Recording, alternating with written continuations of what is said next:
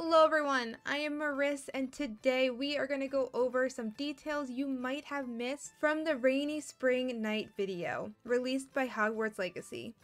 The video was actually released on May 18th. There is no voiceover, only the sounds of rain and thunder. But despite no voicing, there were a number of new details that have been shown from this video. I do just want to take a quick second to point out how beautiful this world really is. From the architecture of the buildings to the dirt paths, this video really pushed my excitement for this game to the next level.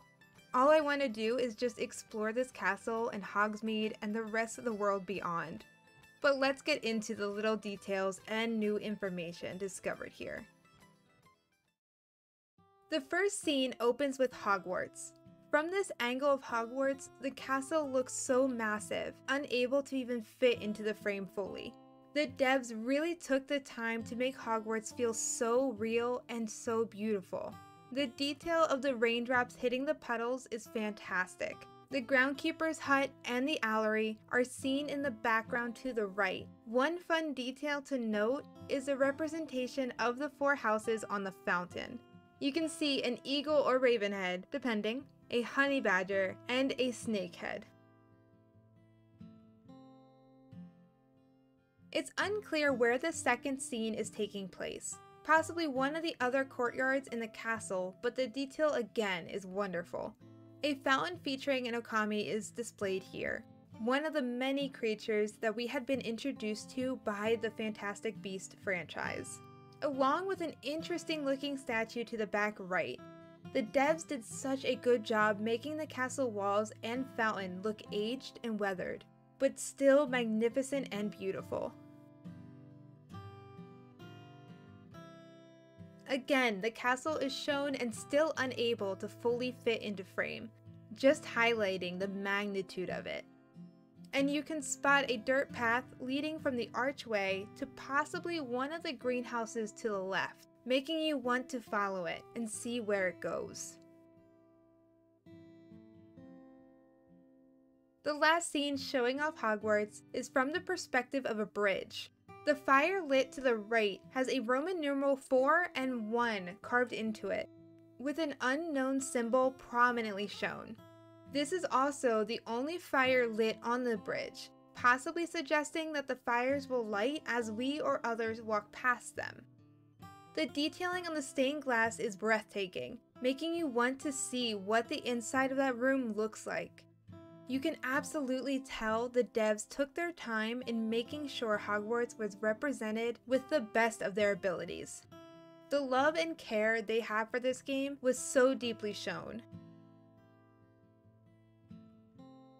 The scenes of Hogsmeade have most of the new information that is shown in the video, and were my favorites to experience.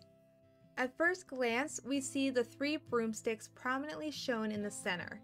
Ollivander's is off to the left, and to the far back is Zonko's, which we had been shown a picture of before, and that I did cover in my last video. If you haven't seen it yet, I will go ahead and link that down below for you.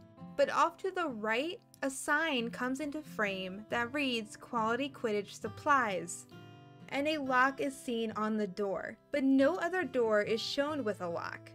Possibly another hint to Quidditch being in the game, but why the lock? It will also occasionally glow blue. This is not the only place this occurs in the video, but I will cover that later on. Even with no NPCs shown, the village still feels alive. Owls are shown flying overhead, and we cannot forget to mention the watering can doing the absolute most out here in the rain. That is dedication. This new scene is one of my favorites and I can't really explain why. The first thing you notice is the tea shop. The sign design is so cute and sweet. The tea shop looks to be named Steeply Sons. The sign is hard to read, but perhaps this is the predecessor for Madame Puttyfoot's tea shop. The post office is also shown on the left side along with my favorite owl of the video. A sign with the initials GR is shown across the street, possibly Glad Rags Wizardwear, most likely where we'll be able to shop for our new clothes. and the shop next to it, with the sign that is even harder to read, but I believe to be Dervish and Bangs, which in the books was explained to sell and repair magical instruments. Another fountain comes into frame on the right side displaying a wizard, most likely the founder of Hogsmeade, Hengist of Woodcroft. We end our Hogsmeade journey with the Hogshead. Looking at the row of buildings on the right side, if you watch the middle door long enough, you will again see a glow of blue light, this time coming from an unknown source. The attention to detail displayed in Hogsmeade is amazing.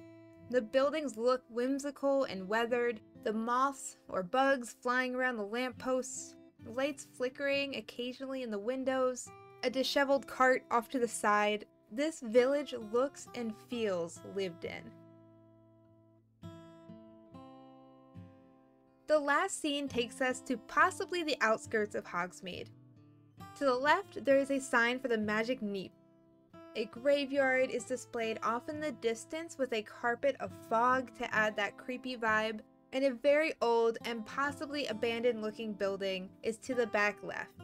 Off to the right, you can see what looks like a giant birdcage the size of a building. I could not even try to guess what that's about. I'm pretty sure that I can speak for everyone that we did not see this ASMR-inspired video coming. Something that we never thought we would need. I'm hoping that the next step is to finally give us a release date. But as always, if you like this video, please give it a thumbs up. And if you want to see more content like this, please hit that subscribe button. Thank you all so much for watching.